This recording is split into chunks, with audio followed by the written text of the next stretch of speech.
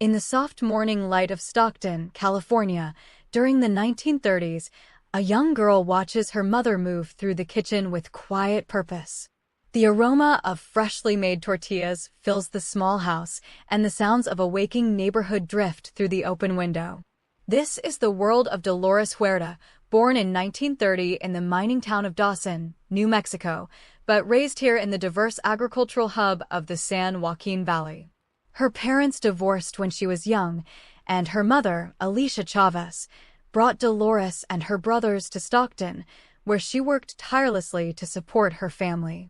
Alicia ran a small hotel and later a restaurant, and her establishments became more than just businesses. They were community anchors. Dolores often saw her mother offer free rooms to migrant farm workers who had no money, instilling in her an early lesson in generosity and solidarity. The hotel, with its simple furnishings and worn wooden floors, was a place where people from all walks of life crossed paths, and young Dolores absorbed the stories of struggle and resilience that echoed through its halls. Stockton in those years was a patchwork of ethnic communities, and the fields surrounding the city were filled with laborers who bent under the sun to harvest grapes, asparagus, and tomatoes. Dolores attended local schools, where she excelled academically, but she also encountered the sting of prejudice. She remembered a teacher accusing her of cheating because her papers were too well written, a slight that revealed the low expectations placed on Mexican-American children. Outside the classroom, she saw the stark contrast between the comfortable lives of the growers and the poverty of the workers who made their wealth possible. On weekends, she sometimes accompanied her mother to deliver meals to the fields, and the sight of families living in makeshift camps without running water or electricity left a deep impression. The valley's landscape, with its endless rows of crops and the distant shimmer of the delta waterways, was beautiful but also a stage for injustice. These early observations planted seeds that would later grow into a fierce commitment to fight for dignity and fair treatment. Dolores's mother was not only a businesswoman, but also an active member of the community. She participated in the local Catholic Church and joined organizations like the Community Service Organization, which aimed to improve conditions for Latinos. Alicia encouraged her children to be involved, and Dolores took her first steps into activism through these circles. After graduating from high school, Dolores continued her education at Stockton College, and then she became a teacher. It was in the classroom that her path became clear. She faced the heartbreaking reality of her students, children of farm workers, arriving at school hungry and barefoot, their bodies exhausted from living in conditions that no child should endure. She thought she could do more by addressing the root causes of their suffering rather than just trying to teach them in such a state. This conviction led her to leave teaching and join the CISO full-time, where she began organizing voter registration drives and advocating for better services in Latino neighborhoods. The move was a leap of faith, but it felt like a natural extension of the values her mother had modeled every day. As she walked the streets of Stockton, clipboard in hand, Dolores learned the art of listening. She sat in living rooms with lace curtains and religious icons on the walls, hearing about the fears of deportation and the struggle to find decent work. She organized citizenship classes and helped people navigate the bureaucracy that often seemed designed to exclude them. Her work was methodical and patient, building trust one conversation at a time. The California sky, often a pale blue with streaks of clouds, witnessed her tireless efforts. She was a young woman in a movement largely led by men, but she never let that deter her. Her voice, steady and persuasive, became a familiar sound at community meetings. Through this grassroots organizing, Dolores Huerta honed the skills that would define her life's work: the ability to mobilize ordinary people to demand change, the strategic mind that saw connections between local issues and broader systems of power, and the unshakable belief that everyone deserved a seat at the table. These roots, planted in the fertile soil of Stockton's struggles and nurtured by her mother's example, prepared her for the larger battlefields to come. The late 1950s brought Dolores Huerta to a crossroads that would change the course of labor history. Through her work with the Community Service Organization, She met a fellow organizer named Cesar Chavez, a soft-spoken man with a deep reservoir of determination. Their initial meeting was in a modest office, perhaps with a dusty window and stacks of papers, but the connection was immediate. They shared a vision of a union that would truly represent the farm workers, who were largely excluded from the protections of the National Labor Relations Act. In 1962, they decided to leave the CSO and dedicate themselves fully to building a farm workers' union. Together, they founded the National Farm Workers Association in Delano, California, a small town in the heart of the grape-growing region. The early days were marked by long hours of driving along rural roads, visiting labor camps, and holding house meetings. Dolores, often with her young children in tow, would sit at kitchen tables, explaining the idea of collective bargaining to workers who had every reason to be skeptical. The landscape of Delano, with its flat fields and rows of vines stretching to the horizon, became the backdrop for a nascent movement. Dolores Huerta brought unique skills to the fledgling association. She was a brilliant negotiator and a tenacious organizer, able to translate complex legal concepts into plain language. While Chavez often provided the spiritual and philosophical guidance, Huerta was the operational force, setting up the union structures and recruiting members. She designed the union's flag, a black eagle on a red and white background, which would become an iconic symbol of the struggle. The association set up a credit union, a newspaper, and a cooperative, aiming to create a self-sufficient community. The work was relentless and often thankless. There were no salaries in the beginning, and they relied on small donations and the goodwill of supporters. Dolores lived in a simple house, and the line between her personal life and her activism was blurred. Her children learned to stuff envelopes and march on picket lines, growing up inside a movement that demanded immense sacrifice. Despite the challenges, the association slowly grew, building a foundation of trust among workers who had been ignored for generations. The pivotal moment came in September 1965, when Filipino grape workers and the Agricultural Workers Organizing Committee, led by Larry Itliong, walked out of the vineyards in Delano, demanding higher wages and better conditions. Recognizing the need for solidarity, Itliong approached Chavez and Huerta, asking the NFWA to join the strike. There was intense debate within the NFWA about whether they were ready for such a major action, but Dolores Huerta was a strong voice in favor of joining. She understood that this was the spark they had been waiting for. On Mexican Independence Day, September 16th, the NFWA voted to join the strike, and the Delano grape strike began in earnest. Huerta threw herself into the effort, organizing picket lines that stretched along the dusty roads at dawn, the workers carrying flags and signs, their breath visible in the cool morning air. The vineyards, normally quiet except for the sounds of labor, became sites of confrontation, but also of remarkable unity as Mexican and Filipino workers stood together. Dolores Huerta's role in the strike was multifaceted. She organized the logistics of the picket lines, ensuring that workers had food and shelter. She spoke at rallies, her voice rising with passion as she called for justice. She also began to think strategically about how to pressure the growers, who seemed immovable. The idea of a nationwide boycott of grapes was seeded during these early months, and Huerta would become its chief architect. She traveled to cities across the country, meeting with union leaders, church groups, and student activists, building a coalition that extended far beyond the fields of Delano. The strike was not just a labor dispute, it became a moral cause, framed by the nonviolent philosophy that Chavez championed and Huerta helped to implement. The long days and nights of the strike tested everyone, but Huerta's energy seemed boundless. She was a mother to the movement, both nurturing and fierce, ensuring that the voices of the workers were heard. The Delano grape strike marked the beginning of a 5-year struggle that would eventually bring the growers to the negotiating table, and at the center of it all was Dolores Huerta, building the farm worker movement one step at a time. The morning sun cast long, golden shadows across the quiet streets of Delano, where the scent of ripening grapes drifted from the vineyards.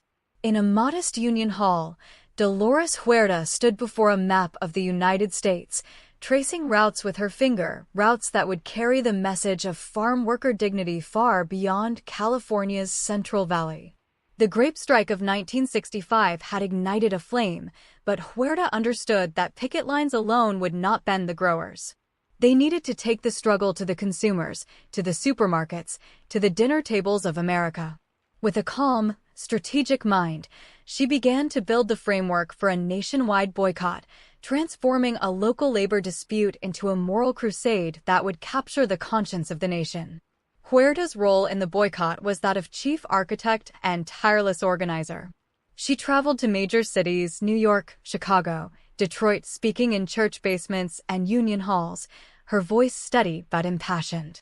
She explained the conditions: farm workers laboring from dawn to dusk, stooped under the hot sun, without clean water or toilets, earning poverty wages. She asked ordinary people to do something simple yet powerful: refuse to buy table grapes. It was a non-violent weapon, and Huerta wielded it with precision. She coordinated pickets at grocery stores, built coalitions with civil rights groups and religious organizations, and mobilized students and housewives. Her days blurred into nights, her home became a command center, and her children learned to see her more often on television than at the breakfast table.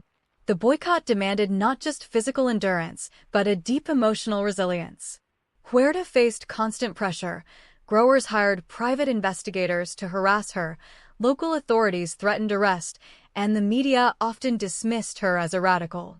Yet she remained undeterred, her faith in nonviolent action rooted in the teachings of Gandhi and the civil rights movement. She often recalled the quiet moments of solidarity: a nun handing out leaflets in the rain, a longshoreman refusing to unload non-union grapes, a mother in a supermarket aisle explaining the boycott to her child.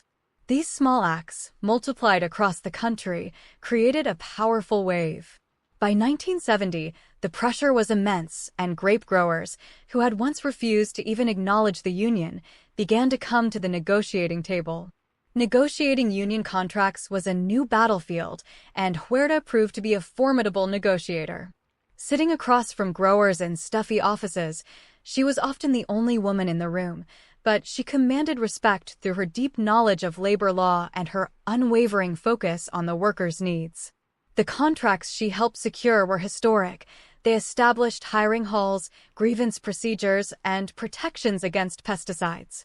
For the first time, farm workers had a voice. Huerta's approach was methodical. She listened carefully to the workers' stories, translated their suffering into legal language, and never lost sight of the human faces behind the demands. These agreements were not just pieces of paper, they were shields against exploitation, and they set a precedent for agricultural labor across the country. Yet the victories came at a steep personal cost. Huerta's life was a constant balancing act between the movement and her role as a mother of 11 children. She often spoke of the guilt that weighed on her: the missed school plays, the birthdays celebrated by phone, the long absences. Friends and family cared for her children, creating a communal support system, but the sacrifice was real and lasting. There were nights when exhaustion overtook her, and she wondered if she could continue.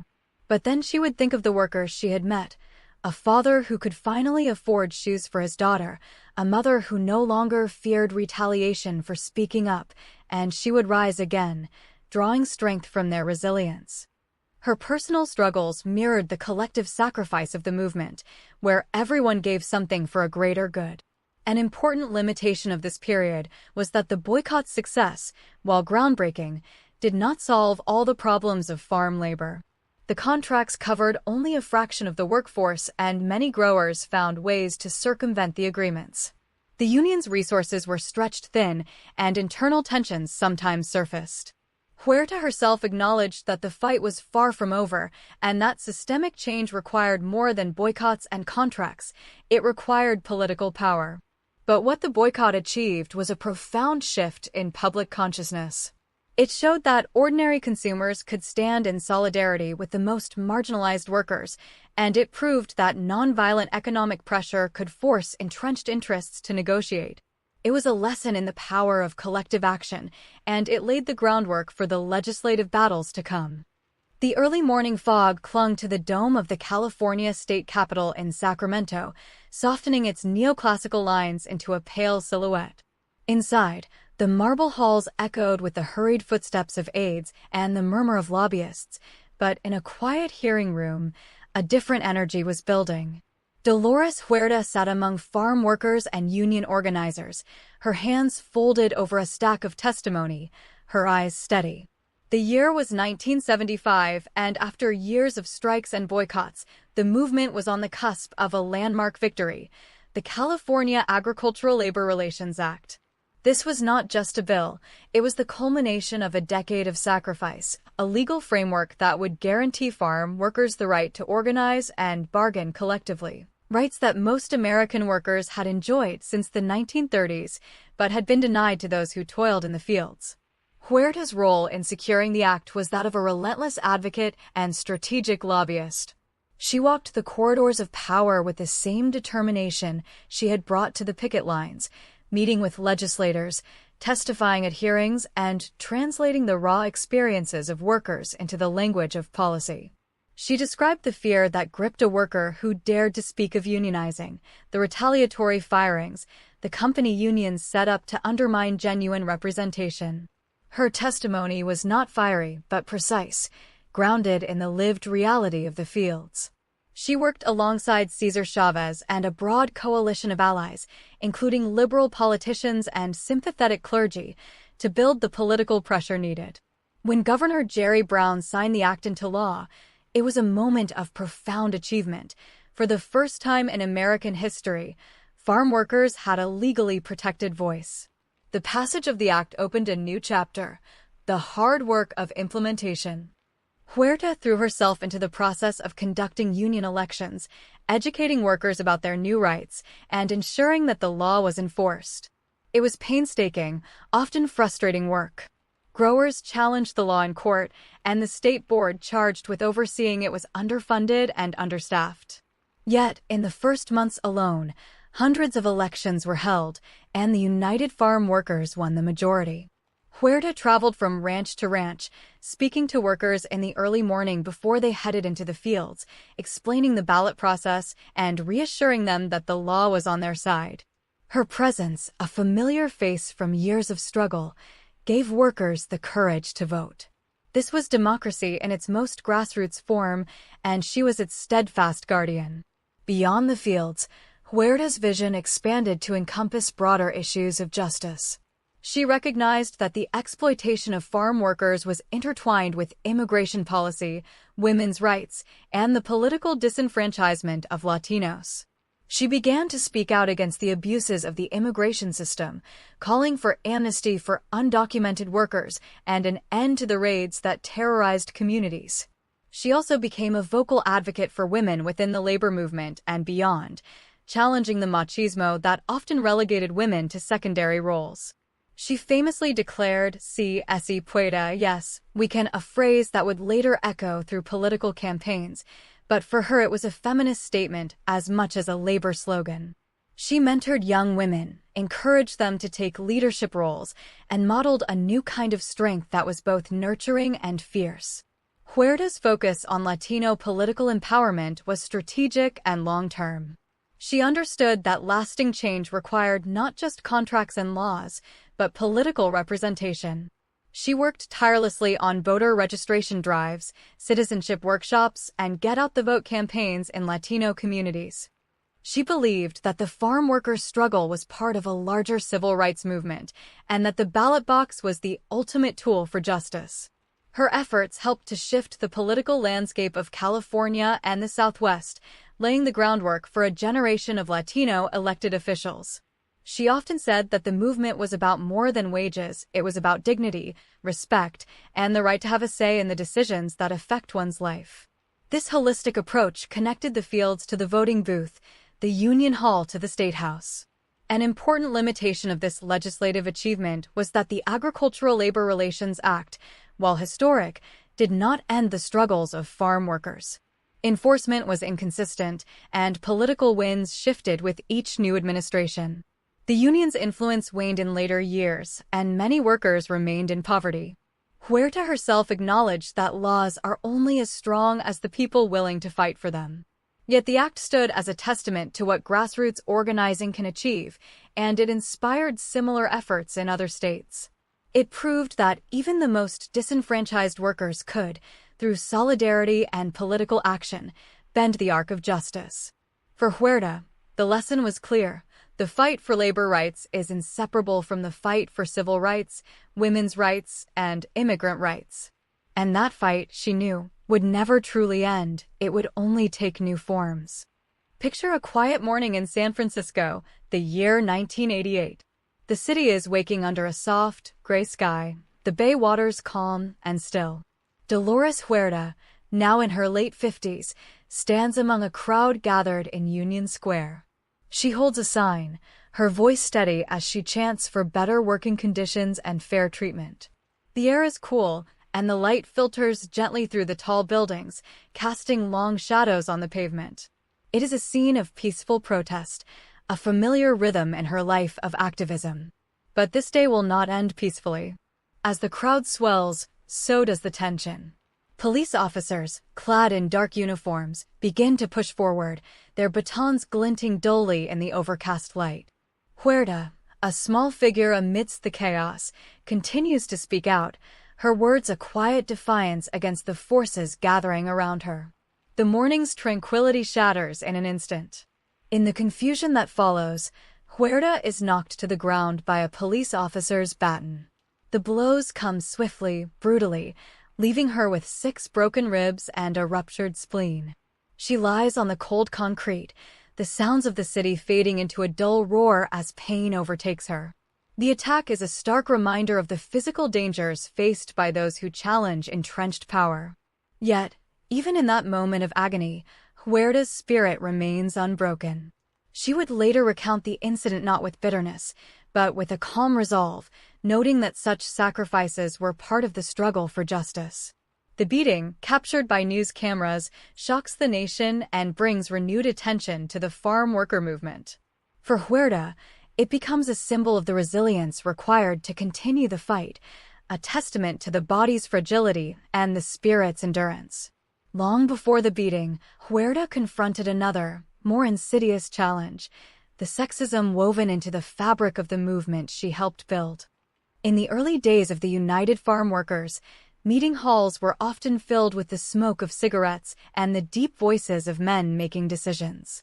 Huerta, a mother of 11, juggled childcare with organizing, her contributions sometimes dismissed as mere women's work. She was expected to take minutes, make coffee, and step aside when the cameras appeared. But Huerta refused to be sidelined. She negotiated contracts with growers, led boycotts, and devised the union strategy, all while facing condescension from some male colleagues. Her quiet persistence challenged the movement to live up to its own ideals of equality. In the dimly lit union offices, under the harsh glow of a single bulb, she would work late into the night, her typewriter clacking a steady rhythm of resistance against both external oppression and internal prejudice. As the years passed, the UFW faced new trials. The heady days of the grape boycott gave way to internal conflicts and a changing agricultural landscape. By the 1980s, membership had declined and critics questioned the union's direction. Some former allies accused the leadership of becoming too insular, too focused on maintaining control rather than adapting to new challenges. Huerta, ever loyal to the cause, navigated these turbulent waters with a heavy heart. She witnessed the strain between old comrades, the weariness that comes from decades of struggle. In the quiet of her home, surrounded by family photos and the accumulated papers of a lifetime of activism, she reflected on the movement's path. The warm light of a desk lamp illuminated lines of worry on her face, but also a steadfast determination. She understood that movements are not perfect. They are made of people, with all their flaws and strengths. The controversies surrounding the UFW's later years were complex. There were disputes over union tactics, allegations of purges of dissenting voices, and debates about the role of charismatic leadership. Huerta herself was not immune to criticism, with some arguing that her fierce loyalty prevented necessary evolution. Yet, through it all, she remained a figure of quiet strength, choosing to focus on the work at hand rather than engage in public feuds. In the fields, under the vast California sky, she continued to walk alongside workers, her steps slow but deliberate. The sun baked the earth, and the air shimmered with heat, but she moved with a familiarity born of countless such days. She listened to their stories, their fears, and their hopes, grounding herself in the very soil that had given rise to the movement. This connection to the land and its people was her anchor amidst the storms of controversy. Resilience, for Huerta, was not a loud proclamation but a quiet, daily practice. It was in the way she rose each morning, despite the aches of old injuries and the weight of memory. It was in the simple ritual of brewing coffee, the steam rising in the cool morning air of her modest home. It was in the phone calls to organizers, the gentle encouragement she offered to a new generation of activists. The shadows of the past, the beating, the slights, the losses, were always present, but they did not define her. Instead, they shaped a wisdom that she carried with grace. In community centers and church basements, under fluorescent lights that hummed softly, she would speak to small gatherings, her voice measured and calm. She shared lessons learned, not as a hero, but as a fellow traveler on a long road. The work was never finished, she would say, and that was the point. In the quiet moments, perhaps walking through a park as the leaves turned golden in the autumn light, Huerta embodied the paradox of her life, a woman of immense strength who moved with gentle purpose. The challenges she faced, physical violence, systemic sexism, internal strife, could have broken anyone. But she endured, not through anger, but through an unwavering belief in the dignity of every person. The story of these years is not one of triumph, but of perseverance. It is a reminder that social change is often slow, messy, and painful. And yet, in the soft light of a new day, there is always the possibility to begin again, to pick up the sign, to raise the voice, to stand in solidarity. Dolores Huerta's resilience was her greatest gift to the movement, a quiet flame that refused to be extinguished, even in the darkest hours. Imagine a crisp morning in Washington, D.C., the year 2012. The White House stands luminous under a clear blue sky, its columns casting long, graceful shadows across the South Lawn. Inside, the East Room is filled with soft, natural light streaming through tall windows. Dolores Huerta, now in her 80s, sits quietly among fellow honorees. Her hands, weathered by decades of work, rest gently in her lap. The air hums with a quiet anticipation, the kind that precedes moments of profound recognition. When her name is called, she rises slowly, her steps measured but steady. President Barack Obama places the Presidential Medal of Freedom around her neck, the blue ribbon a stark contrast against her simple, elegant attire. The room erupts in applause, but Huerta's expression remains serene, her eyes reflecting a lifetime of struggle and hope. It is a moment of national acknowledgement, not just for her, but for the countless farm workers and activists whose names will never be known. This medal, the highest civilian honor in the United States, was a testament to a legacy built over more than half a century. Yet, for Huerta, it was not an endpoint. In the years leading up to this moment, she had already begun to channel her energy into a new endeavor, the Dolores Huerta Foundation. Established in 2003, the foundation emerged from her unwavering belief in the power of grassroots organizing. Its headquarters, a modest building in Bakersfield, California, became a hub of activity. Inside, the walls are adorned with colorful murals depicting farm workers and civil rights icons, the vibrant hues a stark contrast to the beige walls of typical offices. The air is often filled with the sound of meetings, the rustle of papers, and the energetic chatter of community members. Here, Huerta's philosophy comes to life, that real change happens from the ground up, through the empowerment of ordinary people. The Foundation's work focuses on training community organizers, particularly in low-income and immigrant communities. In small towns across California's Central Valley, where the summer heat shimmers off the asphalt and the scent of ripening fruit hangs in the air, Foundation staff and volunteers knock on doors. They sit at kitchen tables, under the soft glow of hanging lamps, listening to residents' concerns about education, healthcare, and environmental justice. Huerta herself, though no longer in the field daily, remains a guiding presence. Her voice, still strong and clear, can be heard in training videos and at occasional workshops, urging participants to find their own power. She speaks of the importance of civic engagement, of voting, of holding elected officials accountable. In these quiet, intimate settings, her legacy is not a distant memory, but a living, breathing force that continues to shape lives. Beyond the foundation, Huerta's influence ripples outward, touching modern social justice movements. In the early 2000s, as immigrant rights marches swelled across the country, her earlier work provided a blueprint. Young activists, many born long after the Delano grape strike, study her tactics of nonviolent protest and coalition building. In bustling community centers in Los Angeles, under the harsh fluorescent lights, they gather to plan actions, their laptops and smartphones connecting them to a global network. They invoke her famous slogan, "Si, puede, yes, we can," a phrase that has transcended its origins to become a universal cry for justice.